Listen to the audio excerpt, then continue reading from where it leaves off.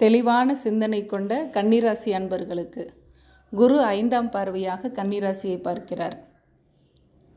கன்னிராசிக்கு குருவானவரின் புனித பார்வை 1, 3, 5 ஆகிய வீடுகளில் பதிகிறது.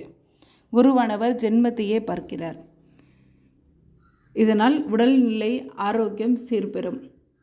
கன்னிராசிக்காரவங்களுக்கு 6ல் சனி என்பதால் சிலர் உடல்நிலை ஆரோக்கியம் குன்றிய நிலையில் இருப்பார்கள். இக்காலகட்டத்தில் உடல்நிலை ஆரோக்கியம் பெறும். முகம் நல்ல பொலிவு பெறும், தேஜஸ் பெறும்.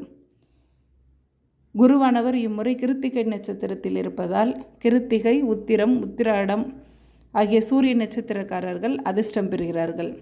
உஷ்ண தேகர்களுக்கு வெப்பத்தால் பெரிய பாதிப்பு இருக்காது. வெற்றி மேல் வெற்றி கிடைக்கும்.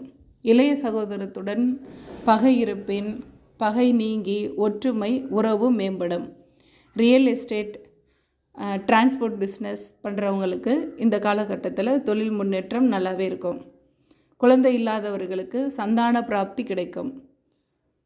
சொத்து பிரச்சனைகள் நல்ல தீர்வுக்கு வரும். கணவன் மனைவி ஒற்றுமை பலம் பெறும். திருமண தடை அகலும்.